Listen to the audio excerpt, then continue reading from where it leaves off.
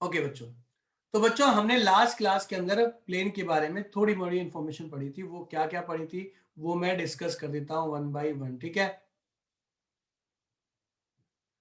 अरे कोई बात नहीं, स्पेसियल भी बना देंगे, तू जो कहेगा वो बना देंगे। फिलहाल अभी यहाँ ध्यान दो बेटा, अननेसेसरी चैट मत करो। फर्स्ट एक छोटा सा रिकैप 2-4 मिनट का, उसके बाद आगे बढ़ते हैं। पहली कंडीशन बताई थी मैंने, कहा टोटल हम प्लेन ही पढ़ा रहे हैं। टोटल क्या पढ़ा रहे हैं? केवल प्लेन ही पढ़ा रहे हैं। और प्लेन की कई सारी कंडीशन होती है जो मैंने एक एक करके डिस्कस की थी। पहली कंडीशन थी, केस फर्स्ट था प्लेन का, क्या था? एक नॉर्मल वेक्टर गिवन होगा। क्या गिवन होगा? नॉर्मल वेक्टर गिवन होगा। और आपसे कहा जाएगा इक्वेशन ऑफ प्लेन निकालिए। क्या होगा गिवन? गिवन होगा नॉर्मल वेक्टर। तो प्लेन की इक्वेशन होगी तो r minus dot N unit vector d, ठीक है?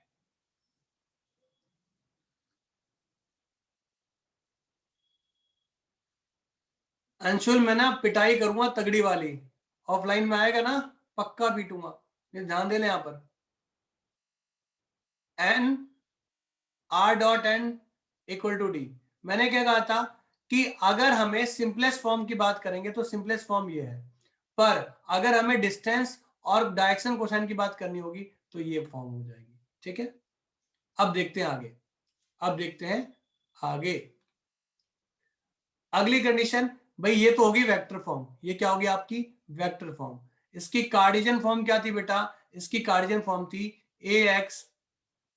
ax plus b y plus c z plus d equal to 0, या फिर डी इक्वल टू, ऐसे लिख लो, इक्वल टू डी लिख लो, ठीक है? ऐसे लिख लो, सर कोई फर्क दोबारा बोलना, आवाज चली गई थी। नहीं। ax plus b y plus c z equal to d, यानी वेक्टर फॉर्म ये रही, कार्टेशियन फॉर्म ये रही। कब? जब आपके पास नॉर्मल वेक्टर गिवन हो। क्या गिवन हो? नॉर्मल वेक्टर गिवन हो। केस नंबर 2, केस नंबर 2 में क्या था? केस नंबर 2 में था पासिंग पॉइंट था आपके पास। क्या था? Passing a point, a passing point, a passing point and a perpendicular vector, a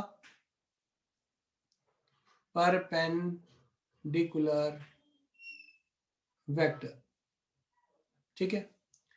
passing point था और परपेंडिकुलर, तो r vector dot, sorry r minus a dot n equal to 0, ये पढ़ाया था मैंने आप लोगों को, पढ़ाया था ना? जब पासिंग पॉइंट देखा और परपेंडिकुलर वेक्टर देखा तो ये होगा। ये वेक्टर फॉर्म है आपकी। कार्टेशियन फॉर्म क्या थी इसकी? x minus x one a, y minus y one b, और z minus z one c equal to 0। ये कार्टेशियन फॉर्म है। क्लियर है? अगली बात है केस नंबर 3 जो मैंने पढ़ाया था, उसमें मैंने कहा था क्या? कि आपके पास पासिंग होगा, पासिंग थ्रू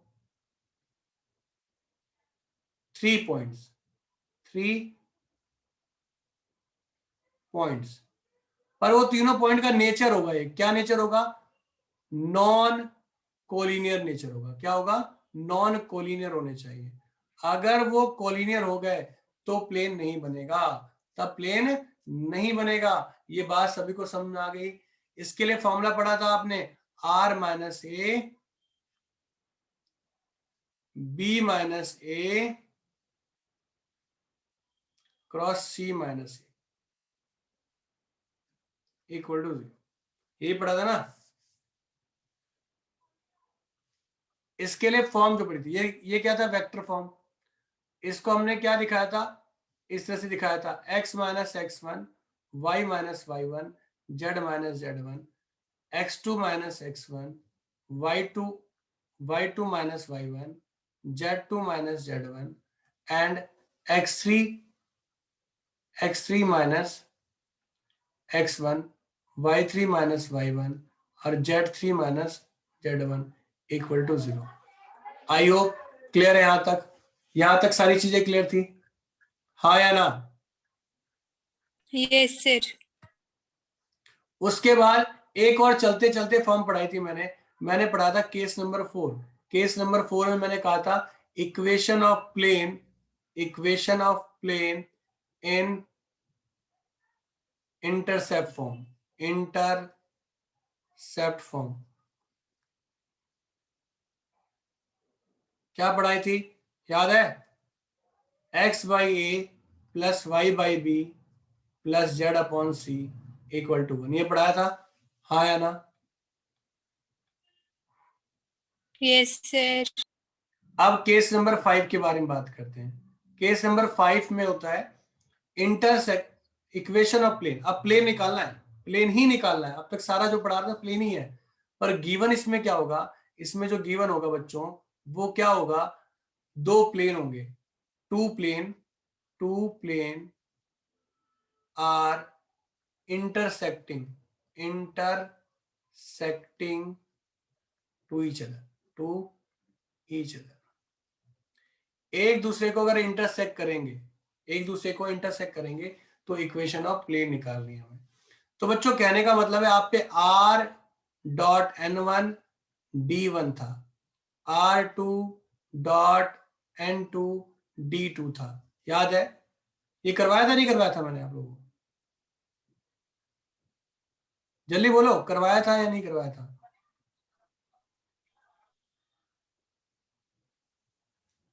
देखो दो प्लेन ना अगर ज्वाइंट होते हैं, जैसे अगर मैं सिंपल सी बात करूं, ये मेरे सर आपने पास, लास्ट इंटरसेप्ट वाली फॉर्म पढ़ाई थी, उसके बाद आपने कुछ नहीं पढ़ाया था। ठीक है, मैं कहता हूं जैसे ये बुक है, ठीक है, ये एक बुक है और ये भी प्लेन है और ये भी प्लेन है। अगर दोनों को ज्वाइंट करता हूं, क्या करता हूं, ज्वाइंट करता हूं, तो एक नया प्लेन तैयार हो जाएगा ना। दोनों को ज्वाइंट करने के बाद क्या हो जाएगा, ये दोनों इंटरसेक्ट कर रहे हैं, काट रहे हैं एक दूसरे को। कैसे काट रहे हैं, देखो काट रहे ना,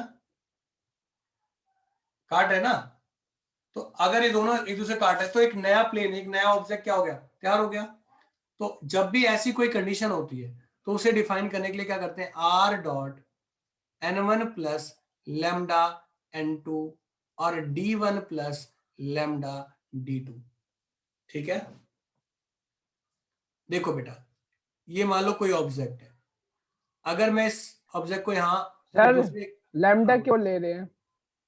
बेटा एक्चुअल में ये जो दोनों ऑब्जेक्ट हैं वो कहीं ऐड हो रहे हैं, तो वो कहीं ऐड या कहीं भी इंटरसेक्ट कर रहे हैं, तो वो जो जहां कर रहे हैं उसे, अगर मैं प्लेन के हिसाब से, इस 3D के हिसाब से देखूं तो उसका कोई रेशो होगा कि नहीं होगा, जहां वो ज्वाइंट हो रहे हैं उनका कोई रेशो होगा ना, रेशो तो होगा यस ना। सर, तो यस वो क्या सर। है मुझे नहीं पता, इसलिए मैं वहां लेमडा लगाता हूँ। क्या लगाता हूँ, लेमडा लगाता हूँ, ठीक है, क्लियर है? Okay sir. मैं बहुत ज्यादा ग्राफिकल नहीं क्लियर। समझा रहा हूँ, ग्राफिकल कराऊंगा तो कंफ्यूज रहोगे, पहले सिंपल कर लो, फिर जब एडवांस क्लास चलेगी तो उसमें मैं सारा करवा दूंगा, ठीक है, इसीलिए मैं नॉर्मल करा रहा हूँ। क्लियर आ गया, दोनों प्लेन को ज्वाइंट कर लिया। ज्वाइंट कैसे करते हैं, ऐड से करते हैं। यहाँ बस एडिशनल क्या लगाया, लैम्डा लगाया। क्यों लगाया, क्योंकि वो 3D के साथ कौन सी रेशो पे है ये हमें नहीं पता, तो उस रेशो के लिए हमने लैम्डा लगा दिया, ठीक है। बात समझ आ गई, हाँ या ना? ओके यस बच्चे, सर। अब हमें आर पता है, ये आपकी क्या है, ये वेक्टर फॉर्म है। आर आपको पता है x i y j z के होता है, ठीक है। n1 क्या है, वेक्टर है ना, तो a1i b1j c1 k। n2 भी क्या है, वेक्टर ही है, तो a2i b2j, ये दोनों प्लेन है ना, प्लेन के वेक्टर्स हैं, 3k। अब d तो आपको पता ही है। अगर मैं फॉर्मूले में पुट करता हूं, r वेक्टर ऐसे ही रहने देता हूं, इन दोनों को ऐड करता हूं, तो क्या क्या ऐड हो रहा है, a1 plus lambda a2 i b1 plus lambda b2 j c1 plus lambda c2 k equal to d1 plus lambda d2। ये बात समझ में आ गई या नहीं आई? अब अगर r को मैं एक्सप्लेन करूंगा, r की वैल्यू क्या है, ये आपके सामने ना x i y j z के, अगर उसके साथ डॉट प्रोडक्ट करूंगा तो मेरे पास क्या मिलेगा, मुझे क्या मिलेगा, a1 plus lambda a2 x b1 plus lambda b2 y c1 plus lambda c2 z और d1 plus lambda d2। Clear हुआ या नहीं हुआ? क्लियर है सर। ये जो फॉर्म होती है, जो इक्वेशन आती है, इस इक्वेशन को बोलते हैं कार्टेशियन फॉर्म। क्या बोलते हैं, कार्टेशियन फॉर्म। क्लियर होगी बात? समझ में आ गई बात? हाँ या ना? इसको डील करने के 3-4 क्लियर है। केस होते हैं, उसको बताएंगे बाद में, फिलहाल ही समझ में आ गया ना? अरे समझ में आ गई फॉर्म या नहीं आई? बढ़ूं आगे?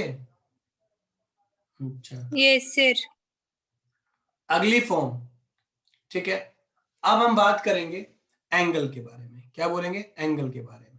तो एंगल पढ़ने जा रहे हैं हम। क्या पढ़ने जा रहे हैं? एंगल। तो एंगल के बारे में हमने क्या डिस्कस करना है? एंगल तो आपको पता ही है, दो वेक्टर होते हैं, तो दो वेक्टर में एंगल कैसे निकालते हो आप? कैसे निकालना सिखाया था? B1 इंटू B2 अपॉन में एंड मैं वेक्टर की बात कर रहा हूं, दो वेक्टर थे तो क्या होता था? ए और बी दो वेक्टर हैं तो क्या करते थे? A vector dot b vector upon magnitude of a magnitude of b, किसके इक्वल होता है? कॉस थीटा के ना? Yes sir. लाइन होता था तो क्या करते थे? b1 dot b2 upon magnitude of b1 magnitude of b2, यही होता था। Yes sir. अब प्लेन है तो प्लेन में क्या होगा आपके पास? ध्यान रखना, गिवन है आपके पास क्या? Two planes. गिवन है आपके पास टू प्लेन्स, तो यहां पर क्या होगा? r dot n equal to d1 और दूसरा क्या होगा? n two d2। तो यहां एंगल क्या होगा? cos theta equal to n1 dot n2 upon magnitude of this ये हो गया आपका cos। ठीक, हाँ या ना? Yes sir. अब नेक्स्ट बात करते हैं, यहां तक तो क्लियर है सभी को। अब बच्चों बात ऐसी है ना कि इसमें भी n1 वेक्टर होता है और n2 वेक्टर होता है, इसलिए ऐसा किया मैंने। और एक चीज और, परपेंडिकुलर केस के बारे में सभी को पता है। परपेंडिकुलर केस मालूम है ना सभी को? क्या होता था परपेंडिकुलर में? दो वेक्टर अगर परपेंडिकुलर होते तो क्या करते थे? a dot b equal to 0 होता था। इक्वल। अगर दो लाइन एक क्या नाम है परपेंडिकुलर तो क्या होता था? b1 डॉट b2 0 होता था। तो अगर दो प्लेन यहां पर परपेंडिकुलर होंगे तो n1 dot n2 equal to 0 होगा कि नहीं होगा? और अगर यस सर। पैरेलल केस होगा तो क्या होगा? a1 upon a2। यानी सब कुछ सेम है, जो आपने वेक्टर में पढ़ा था ना, जो वेक्टर में पढ़ा था सेम कॉपी कंसेप्ट है, बस नाम बदल दिए उन्होंने।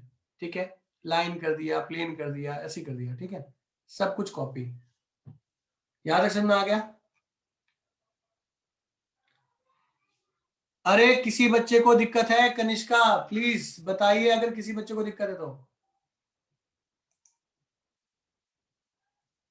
किसी बच्चे को अगर दिक्कत, चलिए बच्चों, अब यहां पर एक कॉन्सेप्ट आ गया, ये तो सारा कॉन्सेप्ट पढ़ा हुआ है आपका। फिर अगला क्या है? अब एंगल ही निकालना है, अभी भी क्या निकालना है? एंगल ही निकालना है। पर अब गिवन कंडीशन अलग हो गई। गिवन कंडीशन क्या है आपके पास? गिवन है एक लाइन और एक प्लेन। ठीक, रूल वही भाई, लाइन में वेक्टर कौन है? बी, और प्लेन में वेक्टर कौन है? एन, है ना? तो फॉर्मूला क्या होगा? N dot b magnitude of n magnitude of b are equal to, बस यहां पर एक छोटी सी चीज चेंज है। क्या बच्चों? वहां कॉस की जगह साइन आएगा, ये ध्यान रखना है। क्या आएगा? कॉस की जगह साइन।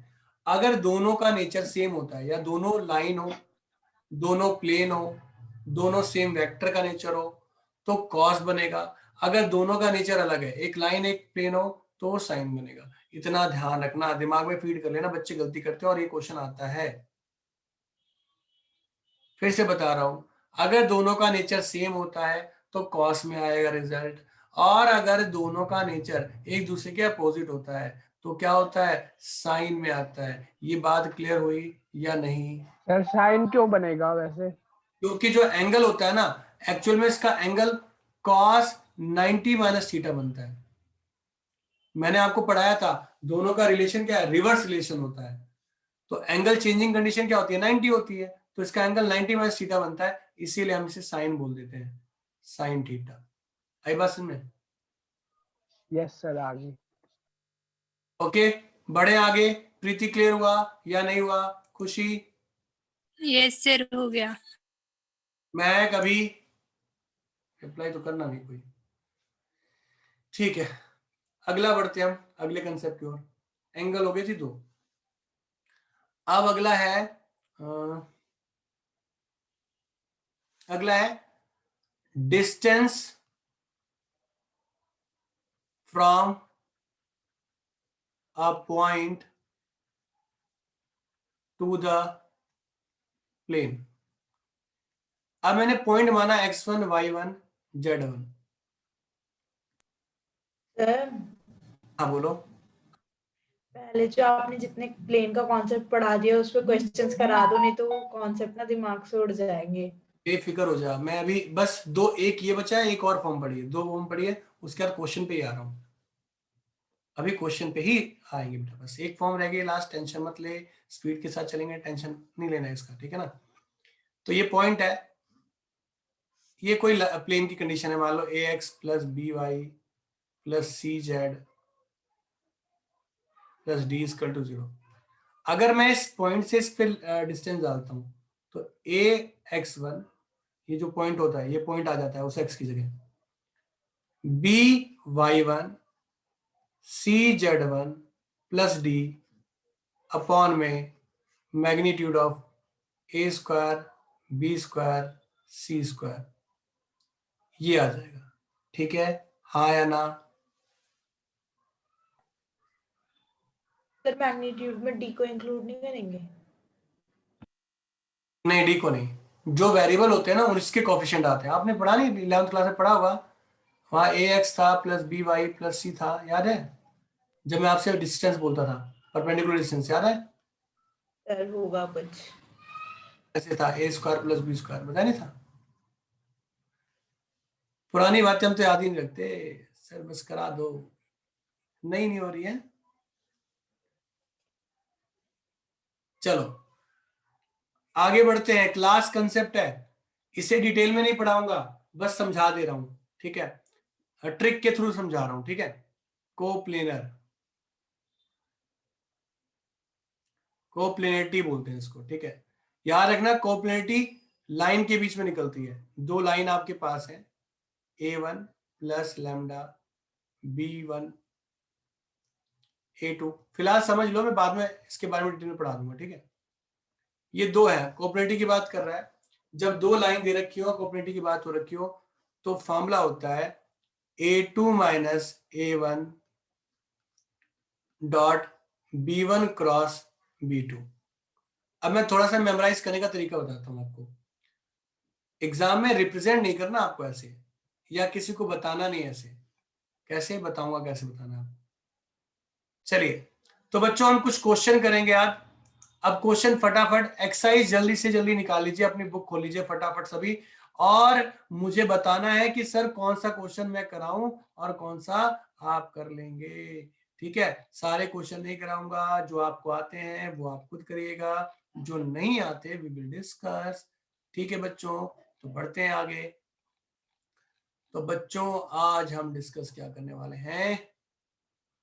कुछ तो करेंगे डिस्कस, हाँ। तो डिस्कस करते हैं पहले क्वेश्चन से, ठीक है?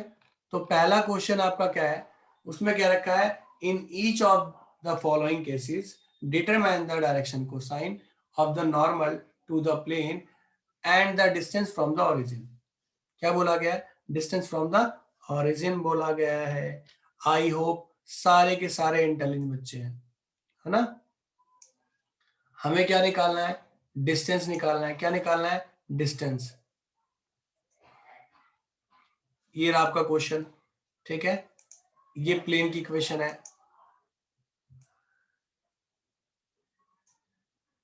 थोड़ा सा सजा देते हैं, ये आपका क्वेश्चन। आपको प्लेन की इक्वेशन पता है क्या होती है? आर, क्या होती है इक्वेशन? जल्दी बोलो। R dot N unit equal to d होती है। तो मैं यहां से क्या लिखूंगा? एक्स आई वाई जे, जब आपको पता ये होती है तो सीधी फॉर्मूला बोला हुआ है, तो मैं x upon y plus z equal to 1, इसके मैग्नीट्यूड से डिवाइड कर दूं इधर भी, a का स्क्वायर 1 का स्क्वायर 1 का स्क्वायर अपॉन रूट 1 का स्क्वायर 1 का स्क्वायर 1 का स्क्वायर। हाँ या ना, बोलो जल्दी। याद आया नहीं आया? पढ़ाया था कि नहीं पढ़ाया था? Sir, yes sir. तो L M N और D सारे के सारे किसके इक्वल हो गए? 1/√3 के इक्वल हो गए कि नहीं हो गए? यानी हमारे पास जो इक्वेशन ऑफ प्लेन होती है वो किसमें होती है? सिंपलेस्ट फॉर्म में होती है। अगर डायरेक्ट दी हो तो उसे उसी फॉर्म में कन्वर्ट करने के क्या करेंगे? मैग्नीट्यूड से उसके डिवाइड कर देंगे दोनों साइड, तो डिस्टेंस भी मिल जाएगी और डायरेक्शन कोसाइन मिल जाएगी। बात आई समझ में या नहीं आई? Yes sir. अब पहले में से सारे क्वेश्चन कर लोगे? पहले के सारे क्वेश्चन कर लोगे? Yes sir. Question number second देखो, बताओ इसे बताने की जरूरत है या नहीं? सर इसे भी r equal r into n equal d के कर डायरेक्ट दे देंगे। रखा है भाई, आपसे इक्वेशन पूछी है, डी दिया हुआ है, एन आपके पास पता ही है। आपको फॉर्मूला क्या होता है? R dot n equal to d. Put करो सर आंसर आ वही कह रहा था मैं, सर वही कह रहा था, यही फॉर्मूले से होएगा ना। एकदम एकदम बेटा यही होगा। Question number 3, question sir number हो जाएगा। क्वेश्चन नंबर 3 में क्या निकालना है? कार्टेशियन फॉर्म निकालना है। तो आर की वैल्यू क्या लिखोगे? X i y j z के, डायरेक्ट निकल आएगा। हाँ या ना? Yes sir. करवाने की जरूरत तो नहीं है प्रीति? सर इसकी थर्ड बिट करा दो, थर्ड क्वेश्चन की। थर्ड क्वेश्चन करवा देते हैं भाई। देखिए ये खामखा परेशान हो रही है पर कोई बात नहीं, हम इसकी परेशानी दूर कर देते हैं। ये डर रही बेटा, आसान है, देख मजा आएगा तुझे करने में। तू थोड़ा सा अगर फॉर्मूले एक बार पढ़ लेगी ना, रीड कर लेगी ना, इसीलिए मैं बार बार कह रहा हूँ फॉर्मूले पढ़ लेना 2 बार पढ़ लेना, 3 बार पढ़ लेना। पढ़ोगे तो ही क्लियर होगा, ये बात तो कंफर्म है। तो भाई इसकी कार्डियन फॉर्म निकालनी है हमें। तो कार्डियन फॉर्म क्या होगी? X i y j z k, और इसको सिंप्लीफाई करते हैं, s minus 2t plus 3 minus t j 2s plus t k equal to 15। अगर मैं डॉट करता हूं, सॉरी ये आई था ना पर, डॉट करता हूं तो s minus 2t plus 3 minus T plus 2s minus plus T equal to 15। भाई s वाले को एक साथ कर लो, t वाले को एक साथ कर लो, और नंबर वाले को। एक्स वाई जेड कहाँ गया सर? तो 3 क्या? X Y Z. अरे हाँ मैं भूल गया भाई, लगा देना यहाँ पर एक्स ये रहा। वेरी गुड, अरे शाबाश, कितना अच्छा बच्चा है। जेड, काम खत्म, अब कुछ नहीं करना आपको इसमें, यही छोड़ दो। ठीक है, अब बताओ कौन सा क्वेश्चन कराऊं? क्वेश्चन नंबर 4 देखो, क्वेश्चन नंबर 4 और एग्जाम्पल नंबर 16 दोनों सेम है। एक मैं करवाता हूं, कोई एक क्वेश्चन करवा लो। चलो पहले ही क्वेश्चन कर देता हूं, ठीक है? और ये इंपॉर्टेंट है एग्जाम के लिए, ये भी ध्यान रखना, ये क्वेश्चन इंपॉर्टेंट है एग्जाम के लिए। इसमें फुट ऑफ परपेंडिकुलर पूछा गया है। क्या पूछा गया है? Foot of perpendicular, foot of perpendicular.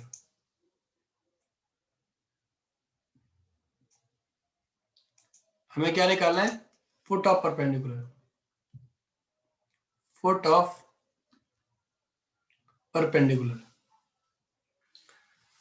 तो जो ऑब्जेक्ट होता है, उस ऑब्जेक्ट, जैसे हम बात करते हैं, जैसे मान लो ये कोई ऑब्जेक्ट है, ठीक है, और यहां से डाला है परपेंडिकुलर, तो जो इसका बेस होगा ना, जो इसका बेस होगा, जो यहाँ बेस है, वाला बेस है, उस बेस के पॉइंट की वैल्यू निकालनी है आपको। क्या निकालनी है? उस बेस के पॉइंट की वैल्यू निकालनी है। तो करते कैसे हैं फुट ऑफ परपेंडिकुलर, वो समझो बच्चों। क्या होता है बच्चों फॉर्मूला? पहला काम क्या होता है? R and sorry direction cosine और डिस्टेंस निकालना होता है। कैसे निकालते हो? R dot N unit equal to D पढ़ा है, तो 2 कैसे निकालेंगे आप? 2x plus 3y plus 4z equal to 12 upon magnitude 4 plus 9 plus 16, ये 29 हो गया। 2 by root 29 x, 3 by root 29 y, 4 by root 29 z equal to 12 by root 29। तो आपके पास एलिमेंट डी आ गया, एल आ गया 2 बाई रूट 29, एम आ गया 3 बाई रूट 29। सर ये जो क्वेश्चन दे रखा है ये सिंपलेस्ट फॉर्म इक्वेशन। जी, और डिस्टेंस आ गया 12 बाई 29। अब फुट ऑफ परपेंडिकुलर क्या होता है? फुट ऑफ परपेंडिकुलर ये होता है x1 minus X upon L, y1 minus Y upon M, z1 minus Z upon N equal to D. Actual में रेशो होती है बेटा ये। अगर मैं सिंपल सी बात करता हूँ, ये कोई ऑब्जेक्ट है यहाँ पर, ठीक है, परपेंडिकुलर डला है यहाँ पर, तो ये जो पॉइंट होगा वो x1 y1 और z1 होगा, और जहां से पास हो रहा होगा, जहां से ओरिजिन डला होगा, यहाँ पर x y z होगा, ठीक है। जरूरी नहीं है ओरिजिन हमेशा, ये कुछ भी हो सकता है। ये क्या है? ओरिजिन की जगह कुछ भी हो सकता है, 1 2 3 भी हो सकता है, 5 7 8 भी हो सकता है। हम प्लेन की जो कंडीशन है वो कहीं से भी उठा सकते हैं। आपके क्वेश्चन में ओरिजिन दे रखा है, ठीक है, इसलिए ऐसा लिखा है मैंने। तो अब यहां पर मैं इसको निकालूं फॉर्मूले को, तो फॉर्मूला हो गया L D plus X y1 M D plus Y N D plus Z, ठीक है। तो यहां से क्या मिला? x1 की वैल्यू मिल गई। l की वैल्यू क्या है आपके पास? l है 2 बाई रूट 29, और d कितना है आपके पास? 12 बाई रूट 29, और x कितना है? 0, क्योंकि ओरिजिन बोल रखा है। क्या बोल रखा है? ओरिजिन। तो वैल्यू कितनी आ गई? 24 बाई 29। अगर मैं यहां पर करता हूं y1 की वैल्यू, तो y1 क्या हो जाएगा? 3 by root 29, 12 by root 29 plus 0, तो कितना हो गया? जरूरी है 0 हमेशा, ये बुक में अलग अलग करके देगा। 36 बाई 29। ऐसी अगर मैं इसकी बात करूं z1 की, तो क्या होगा? 4 बाई रूट 29 और 12 बाई रूट 29 प्लस 0, तो 48 अपॉन 29। ये आपके फुट ऑफ परपेंडिकुलर आ गए। ऐसे फुट ऑफ परपेंडिकुलर निकालते हैं, यही फॉर्मूला है, और ऐसे ही आपको करना है। क्लियर है? सर एग्जाम्पल में तो डायरेक्ट कर रखा है। अरे छोड़ रहे, मैंने डायरेक्ट नहीं करना ना यहाँ पर। हम एग्जाम में डायरेक्ट करके आ जा, 0 नंबर ले ले, 0 1 ले ले, 4 मार्क्स के क्वेश्चन में। सर यहाँ तक 0 समझ तो में नहीं आ गया? मिलेगा, कम से कम 2 मार्क्स। तो वैसे शॉर्ट भी करता है बहुत ज्यादा। ये समझ में आ गया नहीं आ गया? जल्दी बोलो हाँ या ना, जल्दी बोलो बच्चों। Yes sir. क्वेश्चन नंबर 5 देखो, आई होप बताने की जरूरत नहीं होगी, आप लोगों को आता है।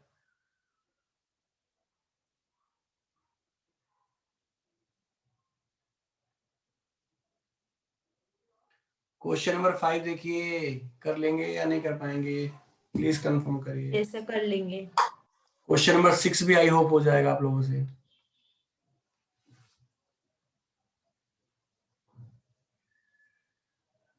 Yes sir. Question number 7 intercept form बोल रखी है भाई, कर लोगे या कराऊं? ये आप बता दो करा दो सर। सर। बता दूं? चलो जी, एकदम वैसे बकवास क्वेश्चन है ये।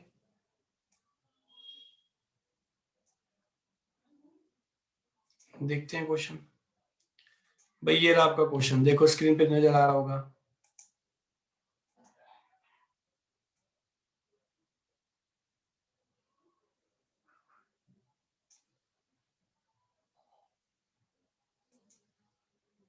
ठीक है भाई, इंटरसेप्ट फॉर्म बोल रखा है उन्होंने, तो तो इंटरसेप्ट फिर फॉर्म 5 डिवाइड कर देंगे ना सर, 5 डिवाइड कर फॉर्मूला देंगे। क्या था? x upon a, y upon b, z upon c equal to 1 था। तो पहला काम तो क्या करना है आपने, कंपेयर करना है उससे। तो 5 से डिवाइड करो सबको, फिर x 5/2, फिर 5, फिर -5, ये 1। तो आपकी इंटरसेप्ट वैल्यू क्या आ गई, a आ गई 5/2, b आ गई 5, c आ गई -5। हाँ या ना, क्लियर हुआ या नहीं हुआ? सर क्लियर है। क्वेश्चन नंबर नेक्स्ट कौन सा भाई, 8। क्वेश्चन नंबर 8 फटाफट देखो, बाकी क्वेश्चन आप लोगों ने होमवर्क से करने हैं, मैं टाइम नहीं लूंगा ज्यादा। 8 में क्या कहा गया है, जेड और एक्स बोला गया है। क्या बोला गया है, क्वेश्चन लिख देता हूँ भाई, फटाफट देखो आप लोग। क्वेश्चन नंबर 8,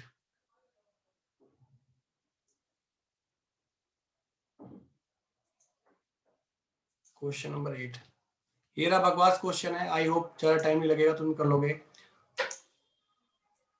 बाकियों को 0 रख देंगे ना, x और z को। हाँ, ये आसान सा क्वेश्चन है भाई। देखो क्या क्या रखा है, हमें इंटरसेप्ट फॉर्म पता है, x/a, y/b, z/c, ये इक्वल टू पता है। उसने कहा ZOX, क्या बोला, ZOX, मतलब y पे बन रहा है, यहाँ लिखा भी है y एक्सिस पे, तो y पे इंटरसेप्ट क्या बन रहा है, 3 है ना, तो x क्या होगा, 0 हो जाएगा, और z भी क्या होगा, 0 हो जाएगा। तो यहां से इक्वेशन क्या आ जाएगी, y/3 इक्वल टू 1, और y की वैल्यू कितनी आ गई, 3 आ गई। हाँ या ना? अब सुनो, यस सर। अगर ट्राई कर सकते हो तो अगले क्वेश्चन नंबर 9, 10, 11, 12, 13, 14 सारे क्वेश्चन आपने, एक सेकंड सुन लो पहले, रिज्वाइन कर लेना, दोबारा रिज्वाइन कर लेना। पर क्वेश्चन कौन कौन से, 14 तक के सारे क्वेश्चन ट्राई करोगे, सारे क्वेश्चन करोगे। दिक्कत आएगी आपको किसमें, 9, 10, सॉरी, किसमें दिक्कत आएगी आपको, 9, 10, 11 में दिक्कत आएगी थोड़ी सी, बाकी किसी क्वेश्चन में कोई दिक्कत नहीं आएगी, सारे क्वेश्चन आपको आते हैं।